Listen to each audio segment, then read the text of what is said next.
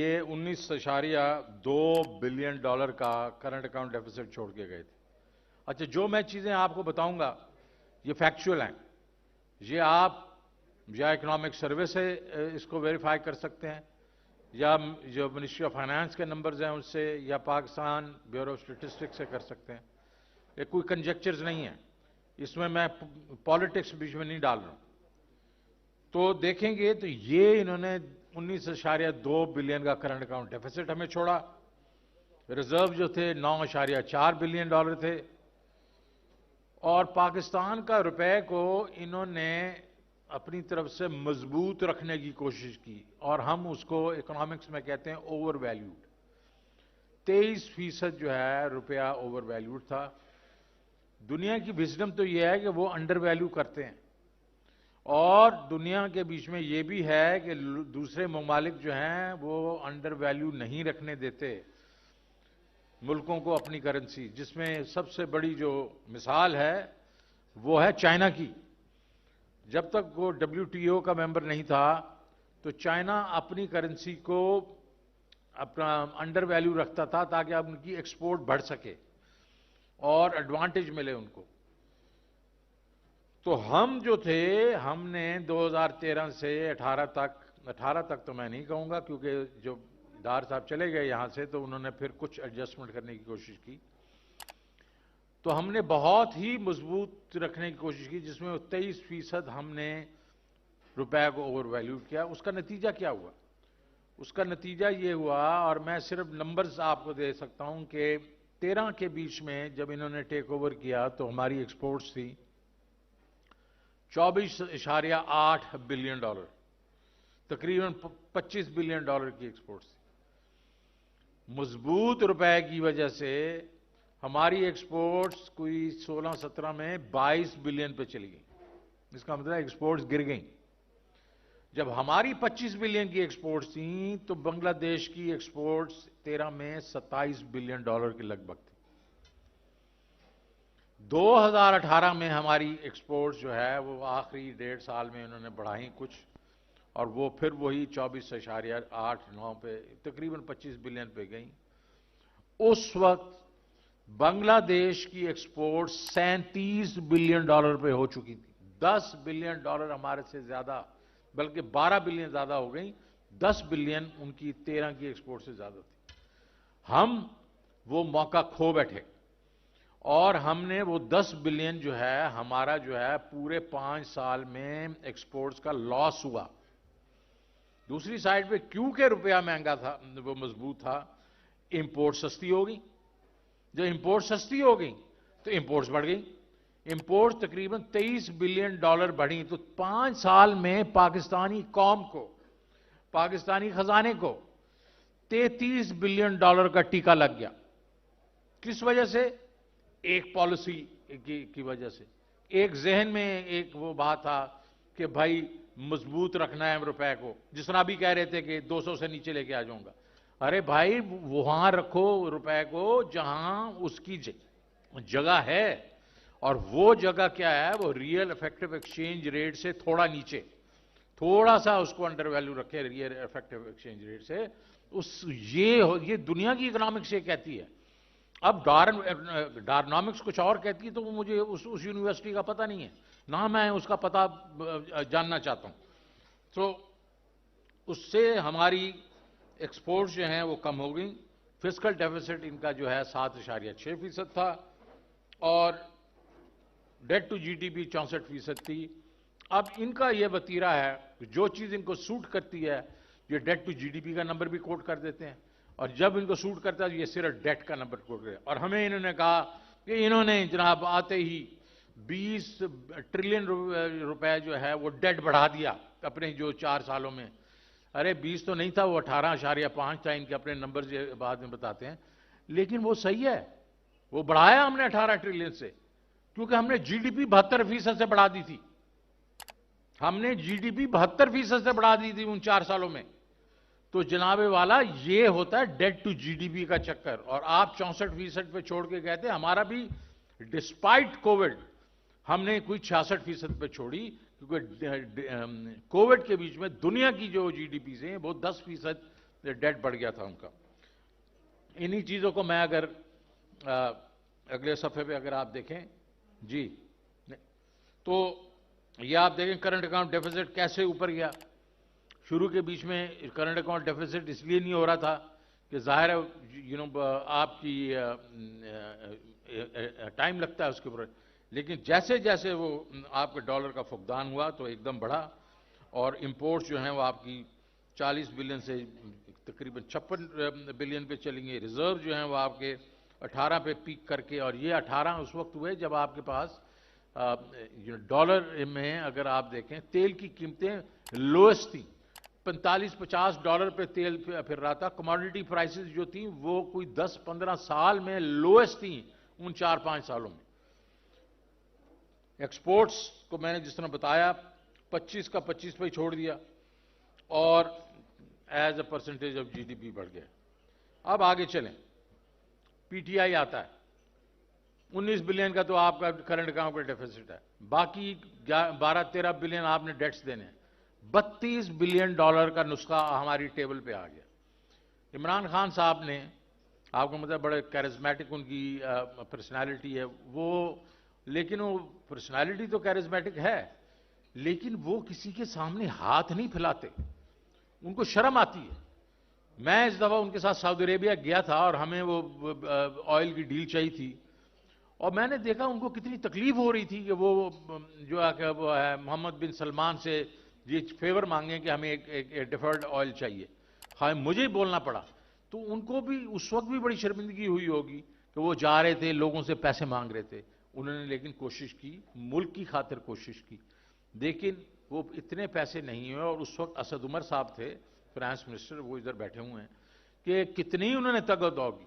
तो चाइना गए, वो यूएई गए, वो सऊदी अरेबिया गए, वो मलेशिया गए, तुर्की गए, हर जगह गए, लेकिन वो काफ़ी नहीं थे, और पाकिस्तान को आईएमएफ का प्रोग्राम लेना पड़ा।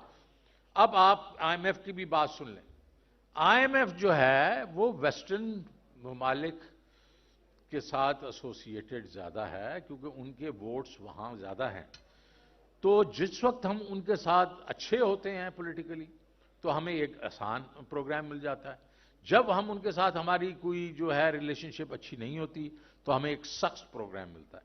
मैंने जो प्रोग्राम नेगोशिएट किया था 2008 में, तो वो बड़ा आसान प्रोग्राम था।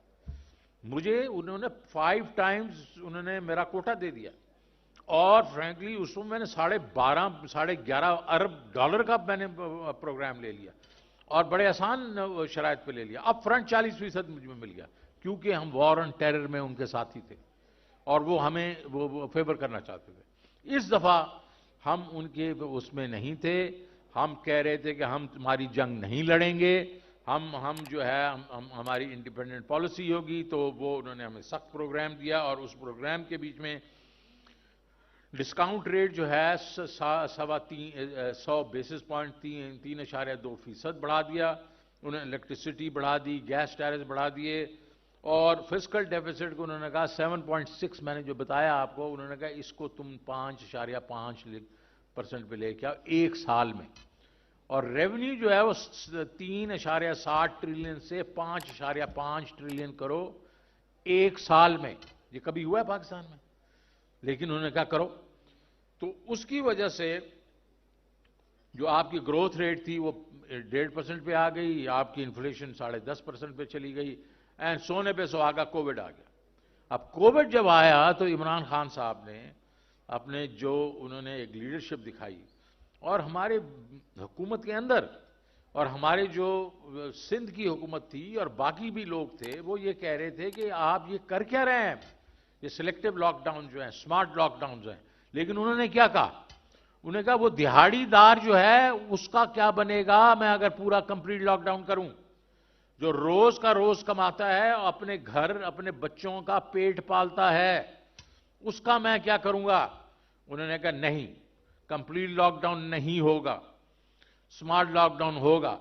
और यहां मैं क्रेडिट दूंगा एनसीओसी, जिसके चेयरमैन यहां बैठे हुए हैं, असद उमर साहब को, और असद उमर साहब को और उनकी टीम को क्रेडिट जाना चाहिए कि उन्होंने ऐसे तरीके से कोविड को हैंडल किया سم آف دی لوسٹ کیجولٹیز جو ہے دنیا کے بیچ میں، اور 3 اداروں نے سراہا، اس میں آپ ورلڈ بینک بھی ہیں، WHO ہے، اور اس کے بعد اکانومسٹ ہے، سب نے تعریف کی. انہوں نے کہا یہ ٹاپ 3 ملکوں کا جو پرفارمنس ہے اس میں پاکستان ایک ہے. اور اس وقت اس کے دوران خان صاحب، اگلی سلائیڈ چلیں، خان صاحب نے کیا کیا؟ خان صاحب نے اس وقت انویسٹ کرتے رہے، ہر اس جگہ انویسٹ کرتے رہے جس میں امپلائمنٹ تھی، ایگریکلچر میں، کنسٹرکشن کے بیچ میں، آپ کی انڈسٹری کے بیچ میں، لوکل انڈسٹریوں، اس میں وہ انویسٹ کرتے رہے. ٹیکس مشینری کو انہوں نے ایک قسم سے، ہماری جو ٹیکس مشینری آپ کو پتا ہے FBR کے بارے میں تو ہم ساروں کے ویوز ہیں، اس کو انہوں نے کہا کہ اس طرح ٹیکسز جو ہیں اکٹھے نہیں ہوتے، آپ ٹیکنالوجی یوز کریں، آپ ٹیکنالوجیز یوز کریں. تو وہ پروگرام شروع ہو گئے. تو ابھی آپ انہوں نے بتایا ہوگا کہ انرجی کے اوپر حماد صاحب نے کہ جو یہ کیپیسٹی پیمنٹس ہمیں کرنی پڑ رہی تھی، وہ اس لیے کہ آپ نے امپورٹڈ فیول کے اوپر وہ لگا دیا، اس کے اوپر میں نہیں زیادہ بحث کروں گا. اس کی وجہ سے جو کیپیسٹی پیمنٹس ہم پے کر رہے تھے، تو انفلوز جو تھیں وہ 450-500 ارب کی تھیں شروع کے بیچ میں، جو 2018 میں 19 میں، اس کو مطلب 100 ارب سے کم پہ لے کے آ گئے حماد اظہر صاحب. اور اس سال وہ جو ہے اس میں مطلب ہم نے سرکولر ڈیٹ کو کم کر دینا تھا 200-300 ارب روپے سے. یہ سارا کچھ ہو رہا تھا اس وقت. اور باقی ایک چیز میں کہنا چاہوں گا کہ ہم جب گرو کیا ہم اس ادوار میں ہم نے گرو کیا جب ہم نے امریکہ کے ساتھ ان کی لڑائیاں لڑی ہیں. ایوب خان نے سیٹو سینٹو میں ہمیں گھسیٹ دیا، اور آپ کو معلوم ہے U2 جب گرایا گیا تھا روس کے اندر، تو انہوں نے ہمارے بڑا بیر کے اوپر کراس لگا دیا تھا. انہوں نے کہا اگر جنگ ہوگی تو پہلے جو جائیں گے نیوکلیر ویپن ان میں سے ایک یہاں جائے گا. لیکن وہ ہم لوگ ساتھی بن گئے، اس کی وجہ سے ہمیں ڈالر ملتے تھے، جب ڈالر ملتے تھے تو ہماری گروتھ ہوتی تھی. دوسری دفعہ ہم افغانستان کی وار میں گھس گئے 79 کے اندر. ہمارا کیا کام تھا یار؟ یہ ان کا روس کا جھگڑا تھا، ان کے ساتھ امریکہ سعودی اگر ان کا جھگڑا تھا، ہمارا ان کے ساتھ کیا جھگڑا تھا؟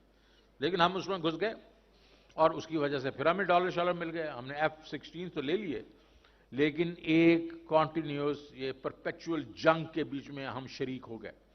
اور اس کا ظاہر ہے ابھی جو ہمارے جو ہے مطلب 80,000 تو ہم شہید ہو چکے ہیں ہمارے لوگ، اور 150 ارب ڈالر تو ہم اس میں اور وار اور ٹیرر میں ہم کھو چکے. تو اس وقت بھی ہمیں پیسے مل گئے. اب پھر مشرف صاحب نے ہمیں وار اور ٹیرر میں گھسیٹ دیا. تو ان سائے ادوار میں ہماری جو ہے گروتھ وہ 5 سے 6%، 6.5% بھی گئی ہے. اس کے علاوہ صرف عمران خان صاحب کی جو آخری 2 سال، کہ یاد ہے کہ پہلا سال تو IMF نے ہمیں گرایا، دوسرے سال میں کووڈ آیا، تیسرے اور چوتھے سال میں گروتھ ریٹ 5.74 اور 6%. یہ 17 سال میں سب سے زیادہ گروتھ ریٹ تھا GDP کا. اس کے بعد جو ایگریکلچر کا گروتھ ریٹ سب سے زیادہ تھا، انڈسٹری کا گروتھ ریٹ سب سے زیادہ تھا، اور سروسز کا گروتھ سب سے زیادہ تھا. ہائیسٹ ایکسپورٹس تھیں، 32.5 بلین کی ایکسپورٹس ہم نے کی. ایک سال میں 28% بڑھایا، ریکارڈ گروتھ تھی. اس کے بعد highest ever remittances 31 billion dollar. یہ کہاں چھوڑ کے گئے تھے؟ 19.5 بلین پہ. یہ 31 بلین پہ چلے گئے. ٹیکس کلیکشن جو 100 ارب تھی، اس کو 6.15 ٹریلین کیا، اور ایک سال میں 4700 سے 6.15 پہ گیا. اس کا مطلب ہے ایک سال میں تقریباً 1500 ارب روپے کی ٹیکس کلیکشن زیادہ ہوئی، ریکارڈ ہے. اور نئی جابز 55 لاکھ نئی جابز لے کے ہم آئے. اب اس کو اگر آپ پرفارمنس دیکھ رہے ہیں چارٹس کے بیچ میں، تو اب یہ باتیں کرتے ہیں کرنٹ اکاؤنٹ کے بارے میں، کیونکہ کرنٹ اکاؤنٹ ہم نے 19 بلین سے نیچے کیا اور 2.8 پہ گئے 21 میں، اور سپر سائیکل آ گیا. جب سپر سائیکل آیا تو صرف 4 اگر اس میں آئٹمز لے لیں، تیل، خوردنی تیل، کوئلہ اور ویکسینز، یہ اگر آپ نکال دیں اس میں سے جو اس میں انکریز ہوا ہے تو $3 بلین کی صرف کرنٹ اکاؤنٹ گروتھ ہے. اور مجھے وہ ابھی ڈاکٹر راشد صاحب بات کر رہے تھے تو میں ان کو یہ کہنا چاہتا ہوں کہ سارا چیز ہمارے کنٹرول میں تھی. ہمیں پتا تھا کہ یہ سکلکل ہے، یہ اوورال جو دنیا کا سائیکل ہے یہ واپس نیچے آئے گا. ہم نے گروتھ کو نہیں روکنا، ہم گروتھ کو سیکریفائز نہیں کریں گے. اس سے جابز کریٹ ہوتی ہیں، اس میں لوگوں کی آمدنی بڑھتی ہے، اور یہ جو چیزیں ہیں یہ تو نیچے آ جائیں گی. تو یہ ہمیں معلوم تھا، ایک اسٹریٹجی تھی ہماری. تو لوگ کہتے ہیں کہ آپ سسٹینیبلٹی نہیں تھی. کیوں نہیں تھی؟ ہمیں پتا تھا کہ ہم نے یہ کرنا ہے. اس میں اگر آپ دیکھیں 72 بلین کی جو امپورٹس ہیں اس میں وہی 4 آئٹمز اگر آپ نکال دیں تو یہ تقریباً میرے خیال میں 14 بلین، تو یہ تو 58 بلین پہ آ جاتا ہے. تو اگر آپ اس میں ہماری ایکسپورٹ گروتھ بھی دیکھ لیں، ریمیٹنس گروتھ بھی دیکھ لیں، تو ہمارا کرنٹ اکاؤنٹ ڈیفیسٹ 3 سے 4 بلین ہونا تھا میکسیمم. اب ریزروز کو دیکھ لیں کہ ہم نے جو ریزرو لیے تھے وہ 9.8 پہ، اور مارچ کے بیچ میں ہمارے ریزرو سے $16.4 بلین. $16.4 بلین کا آج کیا ہے؟ 5.7 بلین. اور میں حماد صاحب کو بار بار کہہ رہے تھے 8 مہینے، حماد صاحب ان کا 9واں مہینہ بھی ختم ہوا ہے، ٹھیک ہے جی، تو ان کے 9 مہینے بھی ہو گئے. تو ابھی ان 9 مہینوں میں نے جو انہوں نے ہمیں کارکردگی دکھا دی ہے وہ آپ کے سامنے ہے. اور آپ دیکھیں گے ایکسپورٹس 32.5 اور مطلب as a percent of G D P بھی بہت ہماری ٹھیک کام ہو گیا. اب آئی ایم ایف کے بارے میں یہ کہتے ہیں کہ یہ سسپینڈ کر کے چلے گئے. کوئی سسپینشن نہیں تھی یار. ہم نے تو فروری میں پیسے لیے ان سے 2 یا 3 فروری کو، اور یہ ہمارے دسمبر کے نمبرز کے اوپر 7واں ریویو ہو رہا تھا، اور اس کے تو ہمارے عائشہ پاشا نے خود کہا ہے کہ جی دسمبر کے نمبر بالکل ٹھیک تھے. اور اس کے بعد مارچ میں نیگوسیشن ہماری چل رہی ان سے، اور وہ بالکل ہماری نیگوسیشن چل رہی تھی. تو یہ کہنا کہ سسپینڈ ہو گیا اور اس کے اوپر یہ سہارا لے رہے ہیں کہ ہمیں بلیم کریں گے، تو یہ بالکل اسکریپ. اور یہ کہنا بند کر دیں.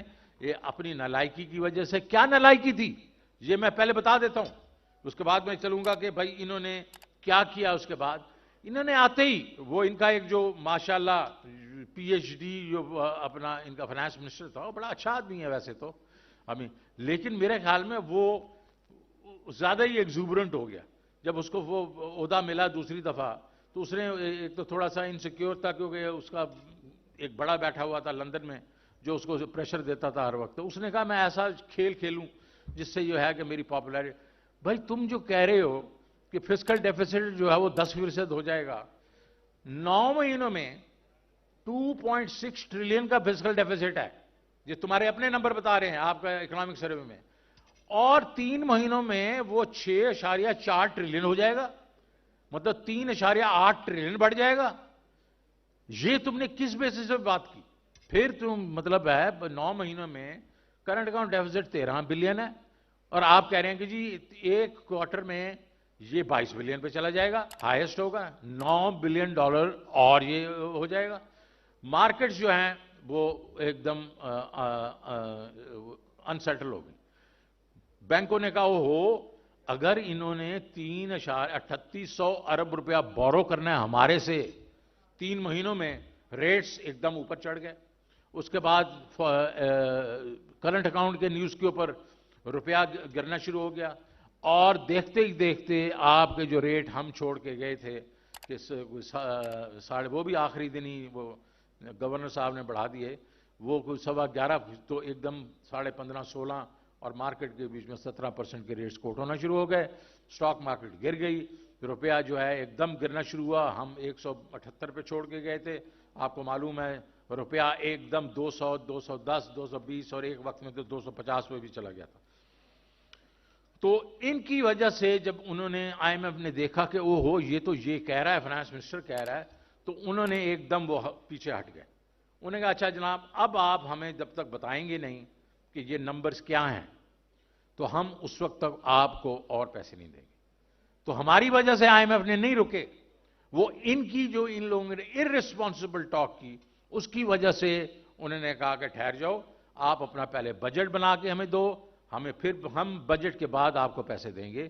وہ ہمارے اس کی وجہ سے نہیں تھا, وہ ان کی اپنی جو ہے ارسپانسبل ٹاک. اگر ہم اب دیکھتے ہیں کہ پی ڈی ایم جب آئی اپریل میں تو انہوں نے کیا کیا. انہوں نے جو میں نے آپ کو بتایا کہ انہوں نے ریٹس بڑھا دیے, ایکسچینج ریٹ گر گیا, ڈالرز گرنا شروع ہو گئے, یہ ایل سی نہیں کھول رہے تھے.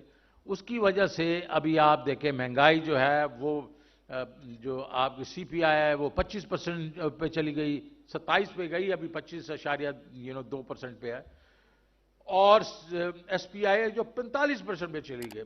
بزنسز بند ہونا شروع ہو گئی, ایگریکلچر کا بیڑا غرق ہو گیا. تو اب آپ کی جو 6% کی گروتھ تھی وہ اس سال میں پریڈکٹ کر رہا ہوں نیگیٹو ہوگی. یہ تو کہہ رہے ہیں 1-1.5% ہے, نہیں, یہ نیگیٹو گروتھ ہوگی. کیونکہ اگر آپ کی ابھی آگے میں نمبرز بتا رہا ہوں, اگر لارج سکیل مینوفیکچرنگ جو ہے وہ 7.5%, 8% نیگیٹو ہے نومبر میں, تو وہ کدھر سے اب اگر مینوفیکچرنگ ہی نیگیٹو ہے, ایگریکلچر تو پہلے ہی نیگیٹو ہے, فلڈز بھی آ چکے ہیں, یہ کہاں سے پازیٹیو گروتھ دکھائیں گے آپ کو. آپ اگر دیکھیں ایکسپورٹس پیک کر کے 3.1 بلین پر منتھ, اب ایکسپورٹس تقریباً 2.2 پہ آ چکی ہے.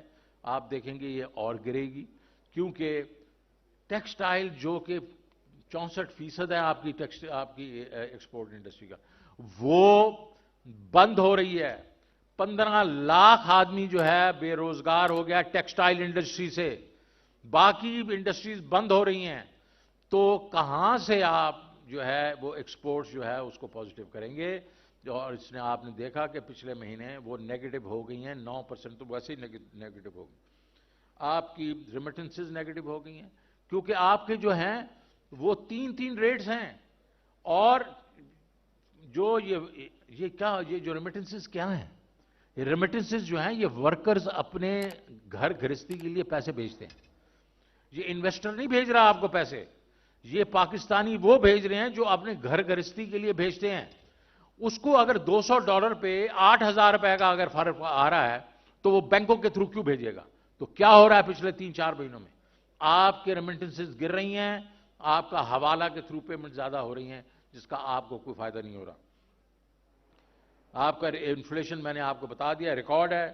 اس کے بیچ میں آٹا, الیکٹریسٹی, پیٹرولیم, یہ کھانے پینے کی چیزیں 44 روپے پہ جناب فی کلو. جناب میں چھوڑ کے گیا تھا مارچ کے بیچ میں آپ کا پیاز ایک بیسک چیز ہے, آٹا ایک بیسک چیز ہے, پیاز اس وقت 230 روپے پہ ہے.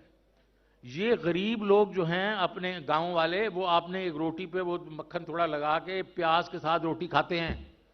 آپ نے ان کی جو قیمت بڑھا دی اگر 44 روپے سے اور وہ 230 روپے ہو گئی ہے, تو کسی کا تو پیٹ کٹ رہا ہے نا اس وقت. اسی طریقے سے اگر ٹماٹر لے لیں, گھی لے لیں, دالیں دے دیں, ان میں 100 سے 200% کا فرق ہے. اوورال تو آپ کی ایس پی آئی جو ہے وہ 30-32% پہ بڑھی ہے, لیکن اگر آپ اسپیسیفک آئٹم دیکھیں تو وہ بہت زیادہ بڑھ گئے ہیں. میں ہر ہفتے 1.5 گھنٹہ لگاتا تھا, ساروں کے ساتھ بات کرتا تھا کہ یہ ان کی قیمتیں کہاں ہیں ایسنشلز کی. پورے 9 مہینے میں 2 دفعہ انہوں نے میٹنگ کی ہے, تو کوئی ان کو فکر نہیں ہے عام آدمی کا. جب میں کیا کرتا تھا اور اسد عمر صاحب کیا کرتے تو پتہ چلتا تھا کہ ڈسٹرکٹ ٹو ڈسٹرکٹ جو فرق ہوتا تھا, ہم ان کو ڈنڈا مارتے تھے, بھائی تم سرگودا میں اور فیصل آباد میں کیوں فرق ہے, فیصل آباد میں لاہور میں کیوں فرق ہے. تو وہ ظاہر ہے کہ ہمیں احساس تھا غریب لوگوں کا, اس کی وجہ سے ہم کرتے تھے. پورے 9 مہینے میں 2 دفعہ میٹنگز ہوئی.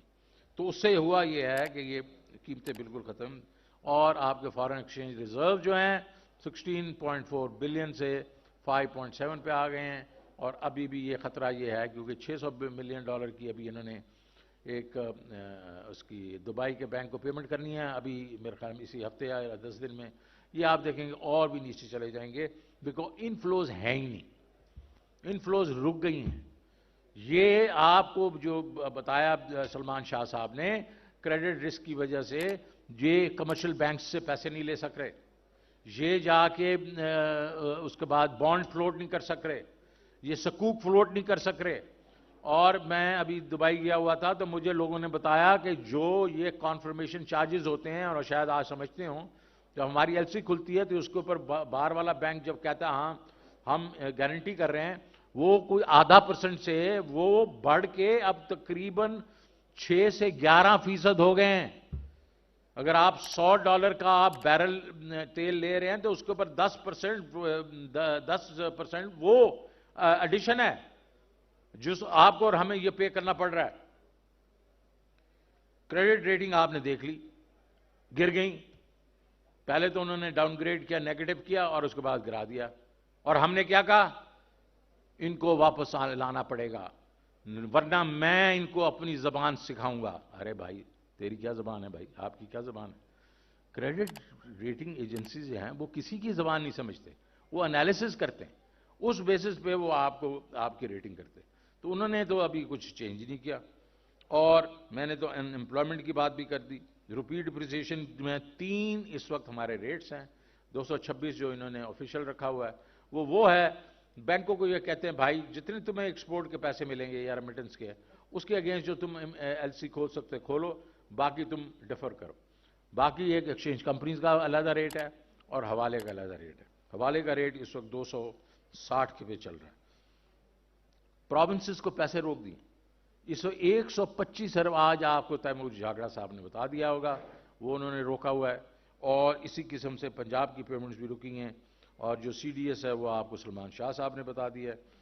اب جو میں نے بتایا آپ کو کہ انہوں نے جو ہے ایل سیز وغیرہ روک دی ہیں، اس وقت ہمارے خیال میں کوئی تقریباً $5 بلین کی گڈس کی ایل سیز اور جو سروسز کی جو ہے پیمنٹس وہ رکی ہوئی ہیں۔ اور آئی ایم ایف کے ساتھ یہ ہے کہ آئی ایم ایف یہ کہہ رہا ہے کہ بھیا آپ کا پہلے ہی 6 مہینوں میں جو آپ کا جو ڈیفیسٹ ہے وہ آپ کے ٹارگٹ سے ڈبل ہے، اور ہمارا بائی دا وے 500 ارب روپے کا تھا ڈیفیسٹ، ان کی اپنی فگرز بتا رہی ہیں، اور اب وہ 12.5 ہو گیا۔ تو اگر آپ دیکھیں گے تو ہمارے ریزرو جو تھے وہ کہاں تھے؟ 16.4 بلین، اب یہ 6.1، تو ابھی اس ہفتے جو آیا وہ 5.7 ہے۔ انفلیشن میں نے بتا دیا، ایکسپورٹس کی بات کر لی، ریمیٹنسز گر رہی ہیں۔ اس کے بعد لارج اسکیل مینوفیکچرنگ کو آپ دیکھیں نا، کہاں تھی مارچ میں اور کہاں گر گئی ہے ابھی، اس وقت کہاں ہے؟ آگے چلتے ہیں۔ اب یہ نمبر جو ہیں، میں اس سے پہلا والا چارٹ دکھاتا ہوں۔ اس میں ابھی اگر آپ دیکھیں تو یہ ایک چیز پہ بڑا اپنا چھاتی کو پیٹتے ہیں، اور وہ کہتے ہیں ہمارا کرنٹ اکاؤنٹ ڈیفیسٹ کم ہو گیا ہے۔ کرنٹ اکاؤنٹ ڈیفیسٹ جو ہے وہ پہلے $7.2 بلین تھا، اور ابھی $3.1 بلین ہے۔ یہ نہیں ایڈ کر رہے جو ایل سی این نے روکی ہوئی ہیں میچورٹی میں، جو یہ پیمنٹ جو ہیں جو سروسز کی ان کو دینی ہے اپنا ایئر لائنز کو، شپنگ ایجنسیز کو، وہ تقریباً $4 سے $5 بلین، وہ اگر ایڈ کر دو تو ان کا جو کرنٹ اکاؤنٹ ڈیفیسٹ ہے وہ ہمارے سے زیادہ ہے۔ اب انفلیشن کی میں نے بات کر لی، اور یہ ایک اور ٹیکس کا 15.5% ٹیکس انکریز ہے، اور 25.5% جو آپ کے انفلیشن ہے۔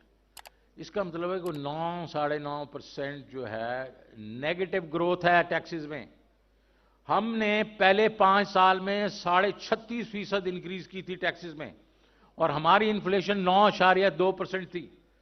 وہ تو ہم نے کچھ تقریباً 26-27% گروتھ کی تھی نیٹ پازیٹیو، اور یہ نیگیٹو ہیں۔ اگر اب ہم یہی چارٹس میں اگر آپ دیکھ لیں، اگر اب نظر آ رہا ہے آپ کو، اور اس میں ایک صرف میں آپ کو نمبر بتاؤں، اگلا چارٹ دے آگے جی۔ اس میں ایک نمبر دیکھ لیں پی ایس ڈی پی کا، اور پی ایس ڈی پی کے ہم لوگ 207 تھے، اور انہوں نے صرف 100 بلین اکٹھا کیا۔